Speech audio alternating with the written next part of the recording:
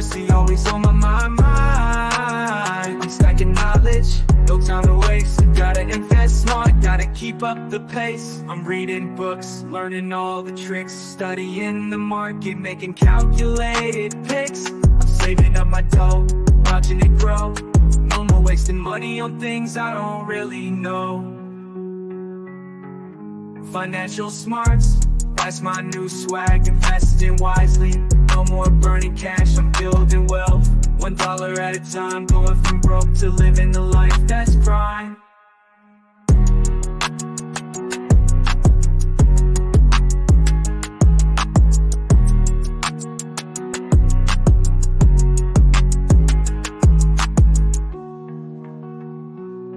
What is going on, everybody? It's your boy Reckless Ray Dinero, and this is another episode of Future Financial Strategies. We're going to jump right into it, but before we do that, a couple of housekeeping things. If you haven't hit that like button, definitely catch that like on your way in, folks. Definitely helps the algorithm. Leave me some comments, obviously, on the premiere. I make it it's a forum so you guys can chat when I can be in on these premieres. I am in the chat on these premieres, tapping in, saying what's up, and a little reminder to like, share, and subscribe to the top of the chat. But yeah, if you're not subscribed, feel free to subscribe. We got to give a shout out to Delta Investment Tracker app. It's a sponsor of the channel and the platform. If you're not tapped in with Delta Investment Tracker app, long story short, you can track your cryptocurrency transactions in there. You can track your traditional financial portfolios in there. Super useful. I like it. Should give it a look. There's a link down in the description below. We're going to jump right into it. We're talking about Bitcoin versus homes, houses, real estate. Because that's a lot of people use one tool. And I tell people all the time, I don't have a dog in any of these fights. I look at the efficiency and efficacy. So the only two things I look at when it comes to me and investments. I'm not looking at, this is just the tool that I've used for forever and what blah, blah, blah, blah, blah. It's like I see results from things. I see results from a lot of things because I am a Bitcoin holder. I am also a homeowner. So those are differentiators, obviously. And I've said it myself. There's going to be a class separated that is homeowners. So, I've seen some benefits of owning a home. The way that I look at housing is a little bit different, and we'll talk about that. The way that I look at Bitcoin is a little bit different, and we can talk about that too. But it's a conversation that you see come up, especially for these diehard real estate guys that only use one tool, and they're like, real estate is everything. And it's like, over here on Future Financial Strategies, you guys already know, I use literally anything. If I get a hint that something can make some money, I'm going to test it out and see what the results are and see if there's a way that I can implement it into my personal financial tool belt. And if I can use it to accelerate what I'm doing, because the whole premise of this is to get to $1 million net worth, get to retirement, get to work optional. We're trying to hit these metrics as fast as possible. And I'm not saying as fast as possible overnight. Like, I'm not advocating investing in meme coins and trying to get rich tomorrow. Definitely looking at 5 and 10-year windows. But within those 5 and 10-year windows, we're trying to make the biggest steps, the biggest leap forwards possible to accomplish these goals. Because otherwise, you're going to be relying on your 401k that's not going to have enough money in it, that's getting fees put on it in infinitum. And you're going to have to go be a greeter at Walmart at 65, 70 when you're supposed to be retiring. And we're trying to go ahead and just get retired before we're falling apart. They want you retired right before you go on the ground. What fun is that?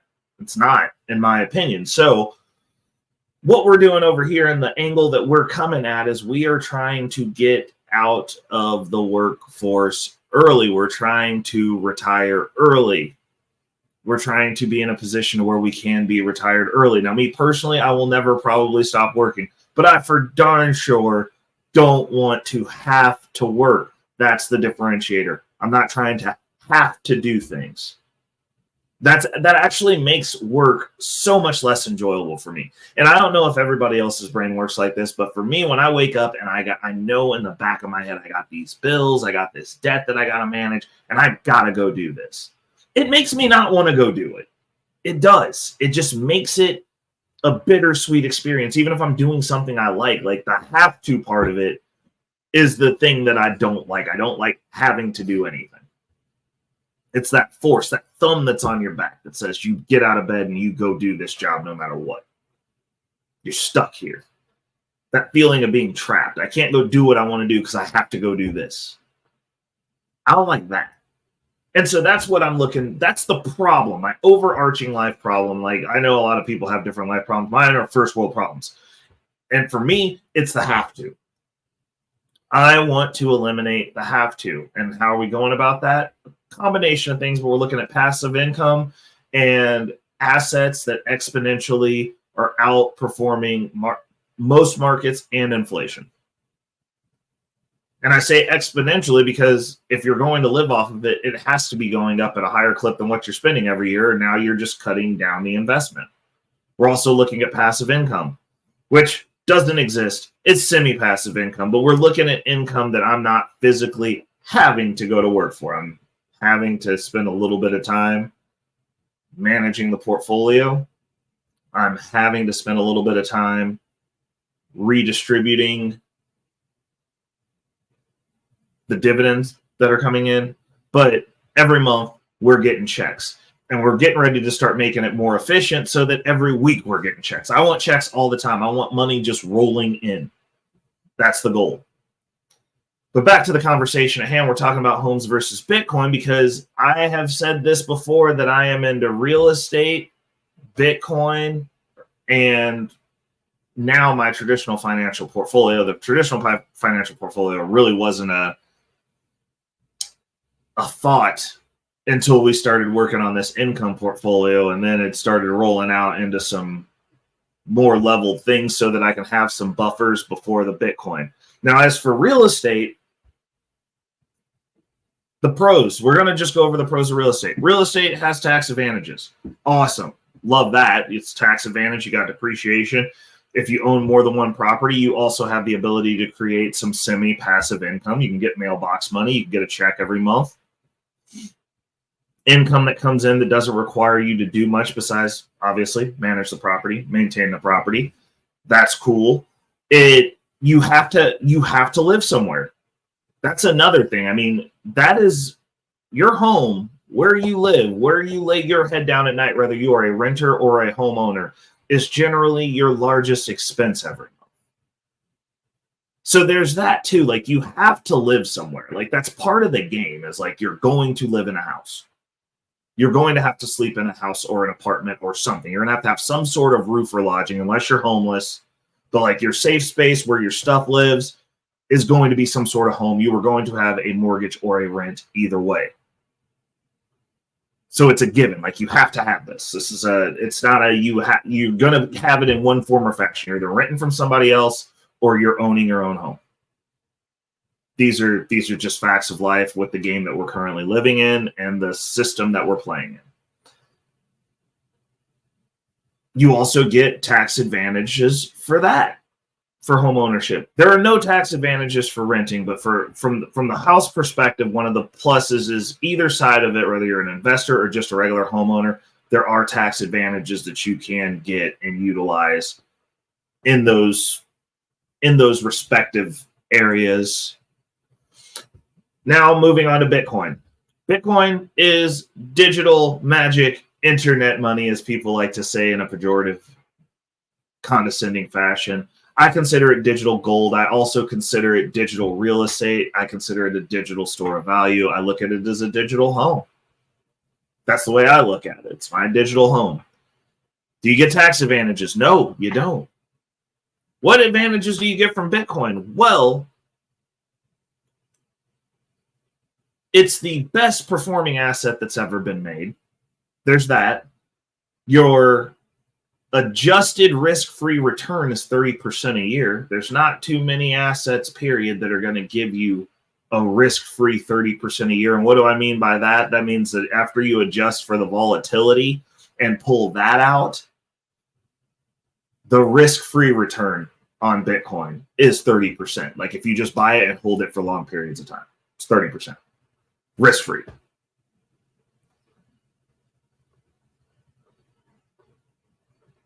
Other benefits, exponential jumps in the value every 4 years. We go through the Bitcoin halving every 4 years. Every 4 years, it usually goes, you get a good jump during that bull cycle, that bull run cycle. It's insane. It's normally 200% jumps. Obviously, on the back end of that, you do have drawbacks, but again, taking out the volatility, the adjusted risk-free return for Bitcoin is 30% a year. It's around 30% a year. So those are the benefits. It's digital. It's non-confiscatable. It is highly portable. If you decide to leave the country, you decide to set up shop somewhere else, you decide to go be part of a different game and a different ecosystem and a different society, you can take your Bitcoin with you very easily. It's just a thumb drive. You put it in your pocket, you get on a plane, you're gone. All your wealth goes with you. You don't have to worry about deconstructing out of the dollar to start up in another currency. Bitcoin is transferable, easily transferable to other people. And yeah, it goes up so much in value. I mean, for me, it's the value prop. It's the investment. It's a philosophy. It's risk-free. There's no barriers to entry. You don't have to worry about systemic anything keeping you from getting into Bitcoin. You just buy it. You can self-custody it. It's yours. It's one of the few things that's 100% yours. And yeah, I think it's pretty great. Now, when you're doing the comparison, I do have a chart that we have shown in a previous episode, the price of a typical house in Bitcoin versus fiat. Fiat being dollars, for those of you who are not knee-deep in this space yet, you'll understand whenever we use fiat, we are talking about whatever the currency is of the country that you're in. If you're in Mexico, it's the peso. You're in America, it's the dollar. You're in Japan, it's the yen. Those are all fiat currencies, which another interesting thing about all fiat currencies is they're constantly losing buying power. It's like it's a balloon with a little hole in it. It's constantly losing buying power. And Bitcoin's the polar inverse of that. It is constantly gaining buying power. It's like a balloon that somebody is constantly just blowing a little bit more air into all the time. And sometimes they're taking bigger breaths than others, but there's air going into this balloon. And you can see this by this example. This is a graph showing the inverse correlation of Bitcoin and fiat currency when it comes to buying houses. This is the price of a typical house. So in 2014, price of a typical house was, it costed you 192 Bitcoin to purchase a house. If you were to go get Bitcoin, convert it to cash and buy a house, or just buy a house of Bitcoin for the same price, the cash equivalent price, it was 192 Bitcoin to buy a house. Back in those days, it was $159,870 to buy a house. Now, I'm just going to shorten this down because we went all the way through this and broke this down in a previous video. You guys can go check back on the older episodes. You'll see this chart again. But fast forward to now in 2024, it is $323,000 for $23,478.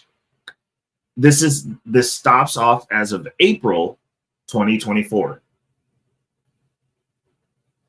That's in dollars. So that's a lot more dollars than the $159,870 that you had to have to buy a house in 2014. Move forward 10 years, it is well over double that. Or is it over double? Yeah, it's over double.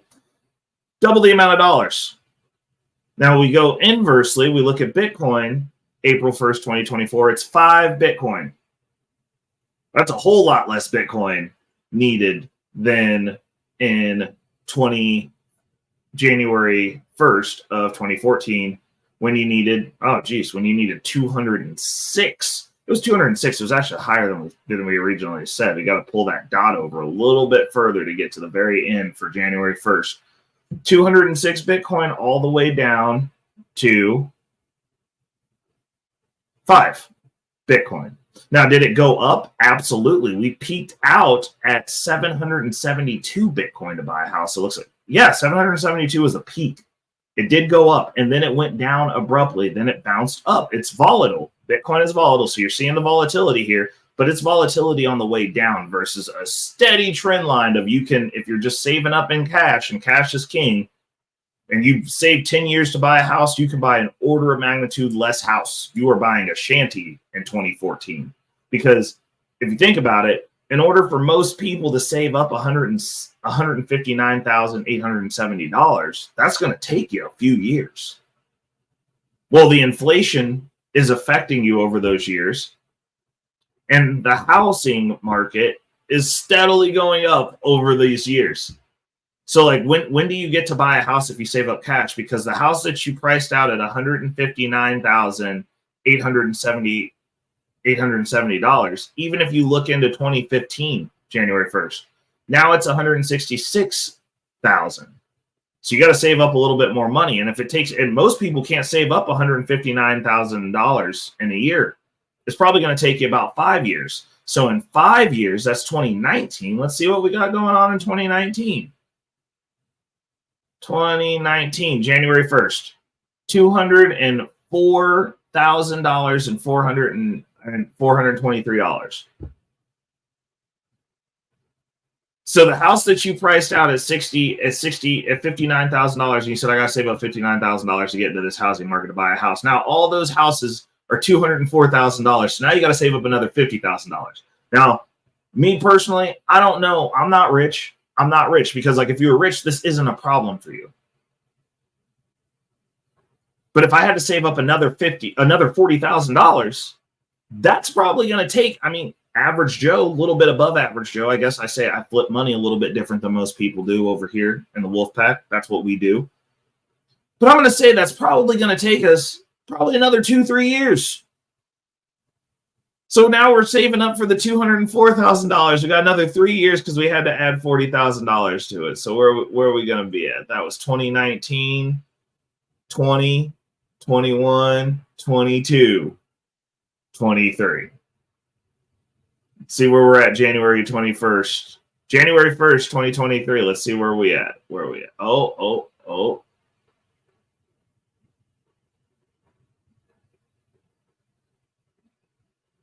There it is. Okay, so we saved up the $200,000. And now we get to 2023. We added the $40,000 to it. So now we're at $200,000, and we need another $93,000 to get ourselves into the realm of buying this house. You see how this I'm going to save up and just pay for a house all cash might not work out for a normal person unless your pay is going up. Unless your pay is going up. Like I just don't know how these people do this. Like, unless they're not getting the original or the equivalent of the house that they set out to buy. Like, I understand if you just lower your expectations by $100,000 and just buy whatever you can get. But that's not what you targeted. You'll never get what you target saving cash. And I would dare say, I would put that math to anyone. What you target a comparable house in the same neighborhood that's the same value and the same standard as when you set out on that journey, you never buy that house or its equivalent. You're going to have to go find a foreclosure deal for something that you're going to have to put some sweat equity in. You're going to be in a worse neighborhood. You're not getting the same caliber of home. You're not getting the same size of home. You're not getting the same amenities. You're not getting the same school district. Saving cash. Saving cash will not yield you that home, period. And this chart shows it. Like, if you were just saving up cash with no one helping you and you're just getting it yourself and you're not going to get a mortgage, Because, I mean, at any point in time, if you got this, you'd get one heck of a down payment and like you could get a mortgage. But if you're trying to buy it cash to say, I paid for this cash, I'm doing the Dave Ramsey plan, I paid cash. It never happens unless you're consistently lowering your standards based on inflation and inflating home prices and values.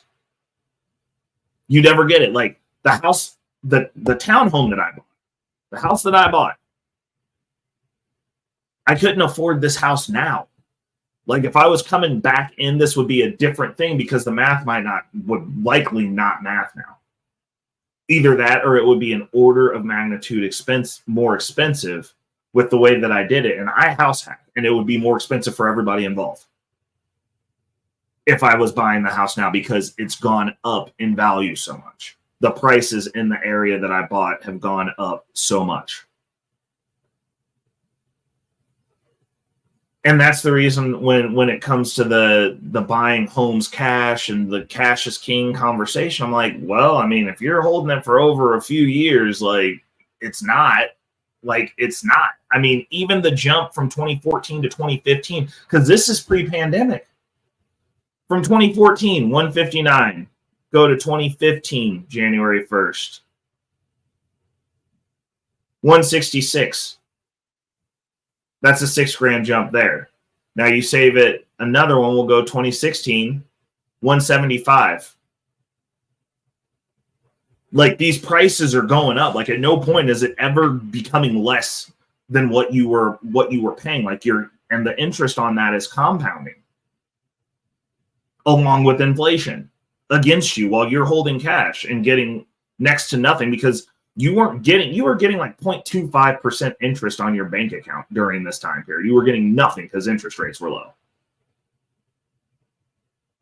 So if cash is king and you're keeping stuff in cash in the bank, like Dave Ramsey tells you to, you never buy that house. Like that house is consistently going to be out of reach. You're consistently going to have to work harder or get a massive raise and then also be disciplined enough to not increase your standard of living to ever save up for this house, but you're going to have to consistently get that raise. You got to get a 6% raise every year to at least keep up with the house and then save all of the raise.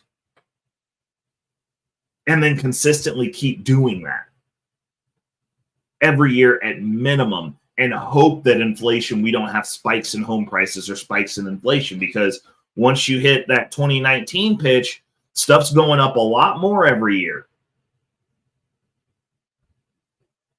Reaching for the skies.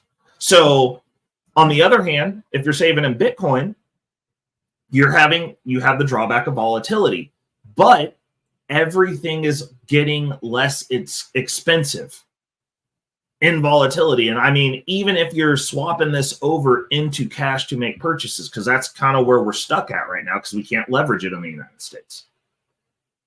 Even then, you're swapping it over to pay cash, but stuff's going down in value, so you need less of the cash. So like you're swapping less Bitcoin over.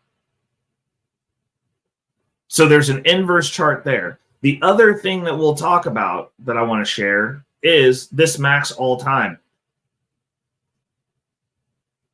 I mean, honestly, we can go from year to date. Year to date, we're up 50%. My home value year to date has not increased 50%. There's probably very few real estate investments that have increased 50%. 1 year, 136.98%. Very unlikely unless you bought a property to flip that was in disarray and fixed it, are you making over 136%. 5 years time, 550%. If you got, I mean, if you go all time, it's 577,007. Guess that would be 740,000% all time. And that's, I think, 15, 16 years. Real estate ain't done that, even with the insanity that we've had. It just hasn't. So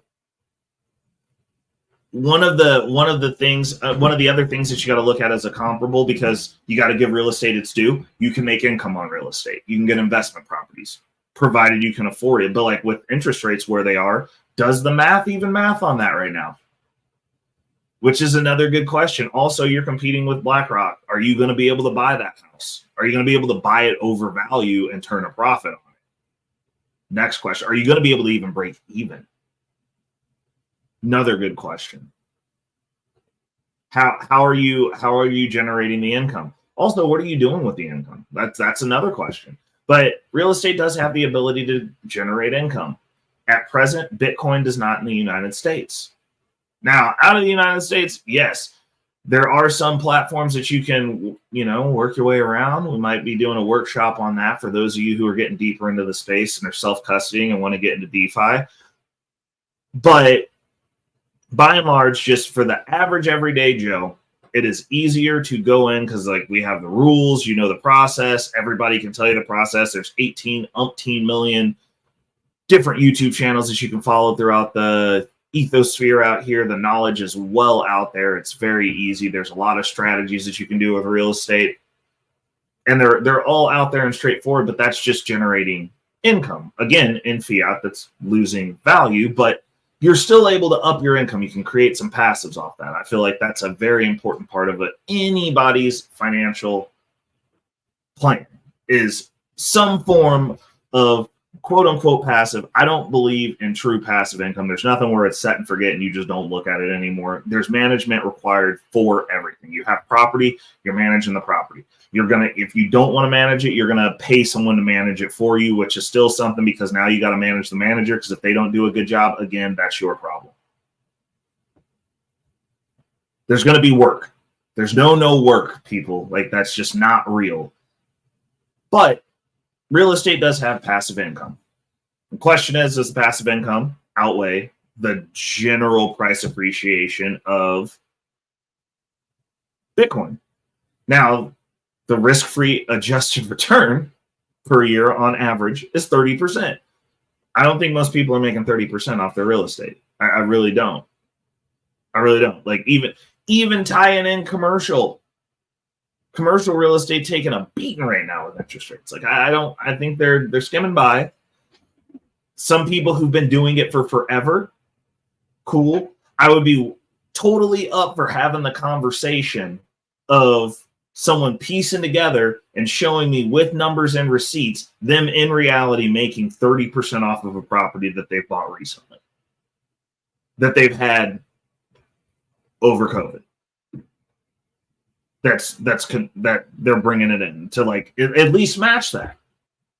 If you're making over 30%, then more power to you. I want to see the receipts, and I want to see that it's easily replicable and that it's every property that you have with receipts. That's all I'm saying. I'm if you can consistently do it, then cool. You can make a risk-free 30%. You're the best real estate investor on the planet. If you're actually pulling those numbers and can show that metrically with math on paper after expenses and repairs and maintenance. That's all I'm saying. So there's that. And then it comes to the Bitcoin versus homes. Now, I don't, for me, it's just math. And so we'll go into how Reckless Ray looks at homes, because we can go ahead and drop these screens now, because we've kind of laid out the groundwork mathematically. I think Bitcoin edges out, if you're talking about long-term investment. Unless you just need the income to not go to work, and you're going to get enough real estate that's producing a profit that produces enough income, and all you're doing is just managing the management company that manages your houses and drinking Mai Tais on the beach. I get it. But it depends on intent. If you're talking about wealth, Bitcoin's the winner, hands down. It goes up in value too much, and the risk-free return on it is too high for it to not be the winner in that. Because we can always make more real estate. We can go build more houses. They're wanting people to build more houses now. They're actively trying to not build more houses now, because that is a game that can be rigged. You cannot control the output of Bitcoin. There's going to be 21 million Bitcoin. Actually less, because people keep losing them. That's going to be the be all end all of that. It's over after that. There's not a single Bitcoin that's coming out anymore. after that. It's a set amount. So when you're talking about value, that's one of the things that you've gotta look at, and it depends on what the intent is. Now, if you're looking for retirement, then again, it could be accumulate X amount of Bitcoin and wait till it goes up until it hits the amount that you need to retire, and then start living off portions of that. Like that's an option as well. But when it comes to the versus, I don't like looking at it as though like everything's just going to be Bitcoin. I do believe that barrier to entry wise, it's much easier to buy fragments of Bitcoin than it is to buy a fragment of real estate right now. Like there's no inching your way into real estate. You're in or out. And I know that they have like, oh, you can flip contracts and do this and that and this. And I'm like, okay, return wise on that, like unless you're trying to do that again as a job, what's the return? Like the return on the Bitcoin is going to be higher from an investment standpoint if you're going, hey, I just want to buy something, hold it. I don't want to have to manage it all the time.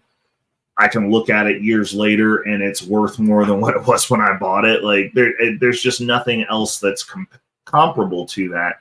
And the reason I look at it like real estate is because I don't intend to sell any of my Bitcoin. I'm waiting until we get the ability to leverage it again. And I say again because we previously did have the ability to leverage it via certain platforms where you were able to take loans against your Bitcoin for zero. Yes, I said 0 to 6% interest.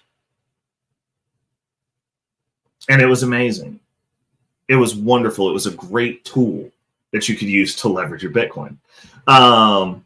They took it away. They took it. I mean, obviously, it was one of those things that was too good to be true, and then they took it away. But you do have the ability to leverage your home, which is awesome. It's a good tool. That's one of the tools that's used to make wealth. It's one of the tools that I'm intending to use here pretty soon to increase my wealth, to use for wealth expansion. I mean, I know a lot of you are using it to buy rims and go on vacations, but for those of us over here in the Wolfpack, we're using it to build wealth. We use everything that we use is to build wealth. We try to pay cash for all the fun stuff. Like we just get your cash flow up, use the cash flow for that. Debt should be used specifically to increase your wealth. That's my mentality on it, and that's the way that I try to navigate financially. Am I perfect at it? Absolutely not. Nobody's perfect. But that's what we're going for. That's the aim. That's the target. That's what we're shooting for.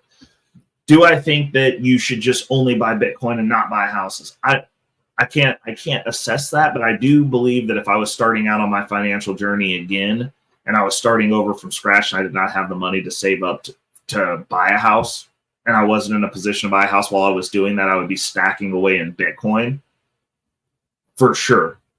Because if I know it's going to take me 4 years to buy a house, I'm going to buy Bitcoin that whole time and have a really hefty down payment at minimum, because the price valuation on that's going to beat anything else I could have invested in as far as long-term investment.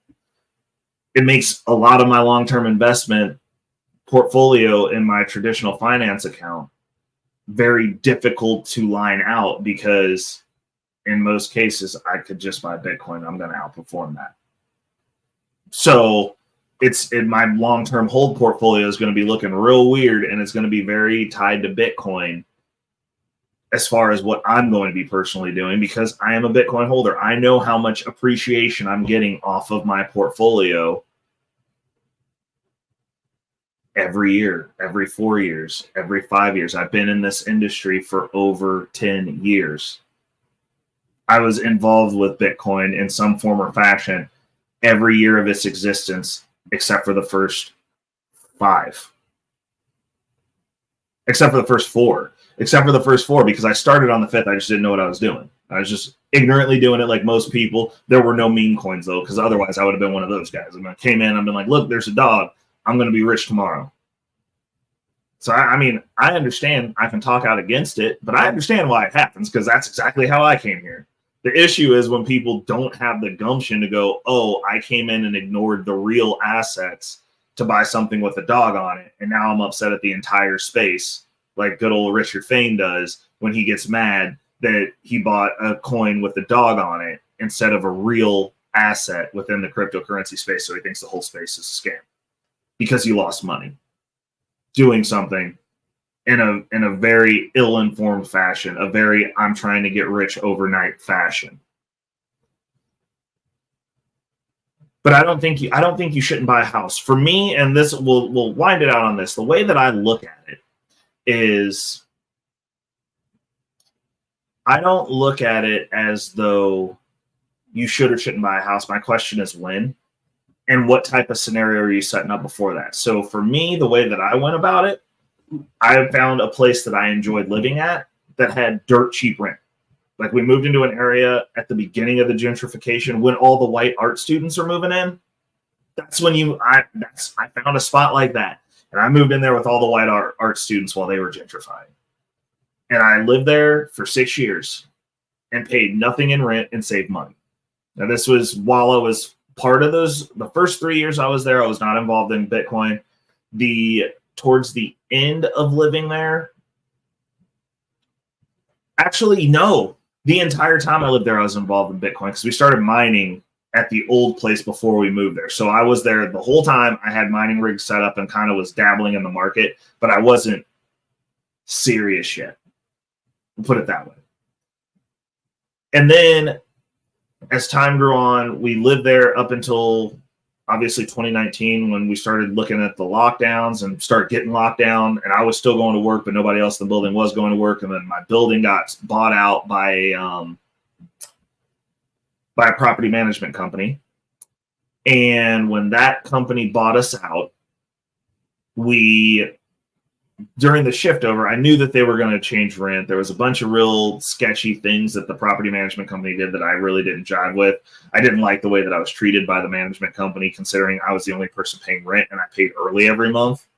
Like, it's weird. It's like, how are you going to be rude and like standoffish with the person who pays early when they ask you anything? Like, it was just people didn't want to be there. The customer service was bad and the rent was going to go up and I didn't want to pay more rent. So I took the money that I saved and I found myself a place that I wanted to buy.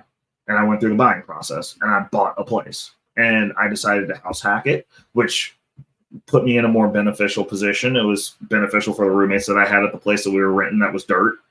It went up a little bit when we moved here. Haven't raised the rent ever since we've been here. Might be looking at adjusting that a little bit, but like it's like $50. Nothing. I mean, live somewhere for 6 years and never have the rent go up ever. That's not a bad deal. It's $10 a year on it. But that's also a maybe. Because I probably looking at it, probably won't, because we're going to just start paying this place off now that we have the income coming in to do it. So it's just setting it up so that the other people can be set up so that they can do hopefully the same thing. But for me, it was a math equation. And so the only thing that I looked at was, okay, so if the rent goes up X amount, do I want to still live here? And then the rent's going to consistently keep going up because this is a management company. So that's what they do every year. They drive it up so that they can get more of a cut, because the management company gets paid off of the rent. So they raise the rent so that they can consistently keep making more money because they have overhead and stuff that they got to pay for as well, because it's a business. Property is a business for most people. And that's the way that they increase their margin, by forcing rents up. And I didn't want to be a part of that game because I was like, I'll never be able to save money if they're constantly jacking the rent up every year. And then when I saw what happened over COVID, it was definitely hindsight 2020, not knowing, but my intuition, I followed my intuition, followed my gut. And looking back, they wasn't just raising the rent $10. They was raising it $100, $150, $200, $300. Sometimes they was doubling the rent depending on who bought the building out, and then the building would get sold after they raised the rent up and showed that there was more income coming in. And I don't want to be a part of that. I wanted something semi-stable. Like the only adjustment that I've had is when they fluctuate with taxes and insurance. And it's been $150 over the entirety of the time that I've owned this house has gone up.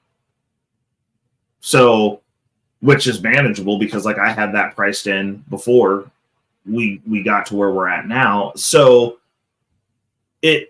For me, is it going to be more expensive to rent or live in a house? Because a lot of people buy a house to check off a box and then they're house poor. And I'm not an advocate for that either. Like if you're going to be house poor, don't buy, and you can make more,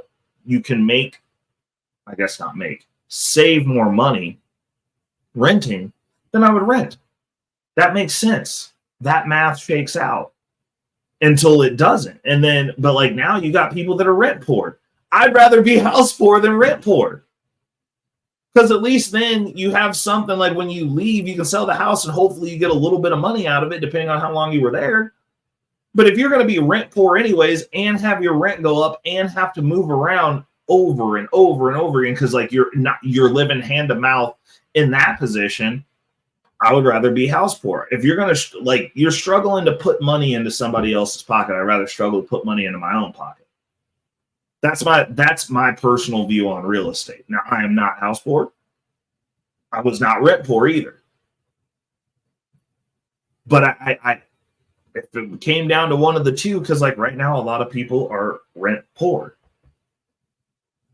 I would be getting my finances in order, getting my credit right so that I could qualify for one of them loans to get out of that situation. Like if you're going to be rent poor, then you might as well be house poor, because then at least you're building something that's yours. But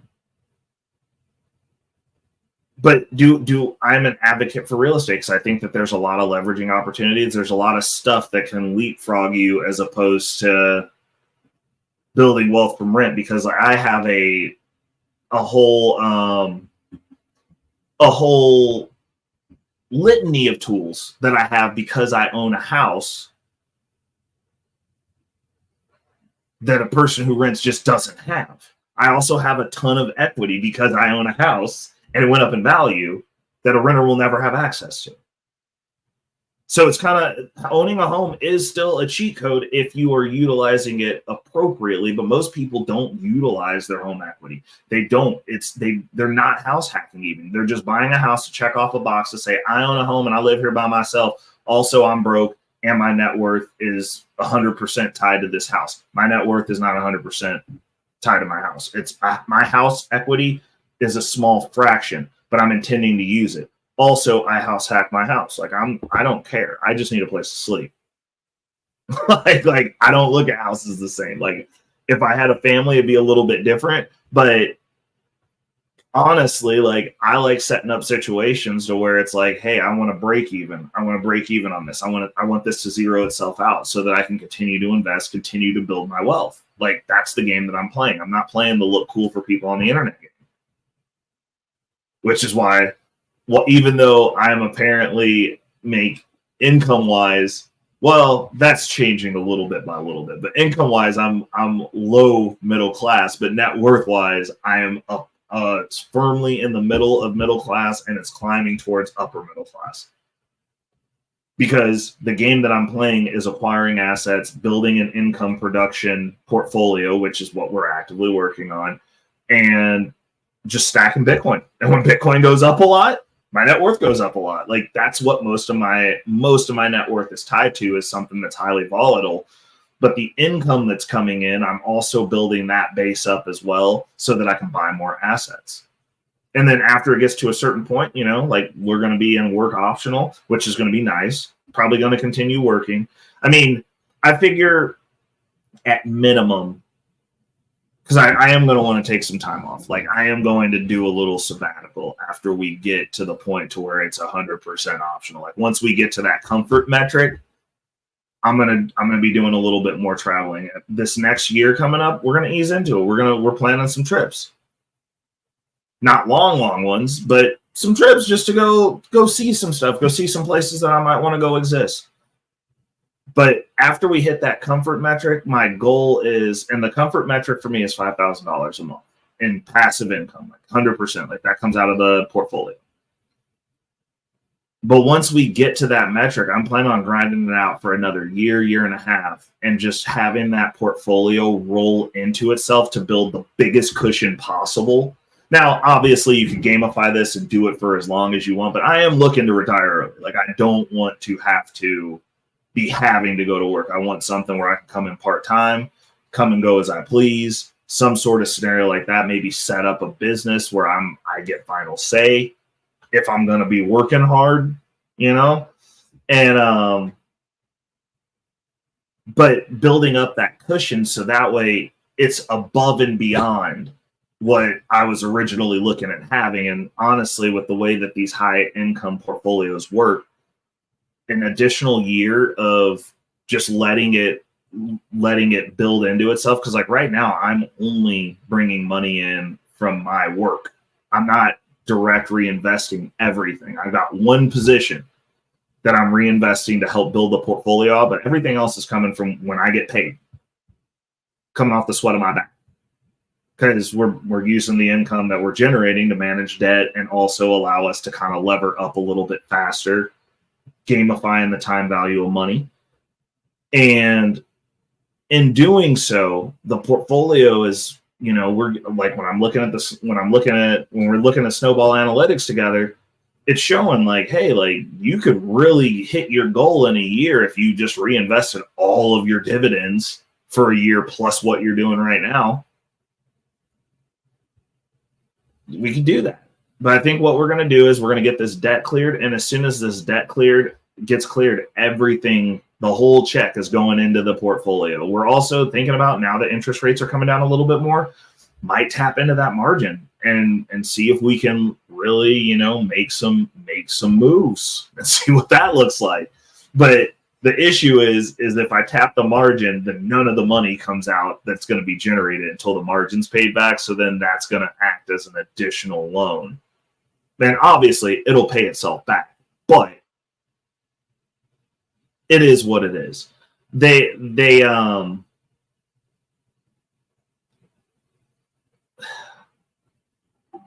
The reality of the situation is you have to assess this based on your risk tolerance. And this is the risk of the individual that is managing the money, the risk tolerance and your goals and your timelines.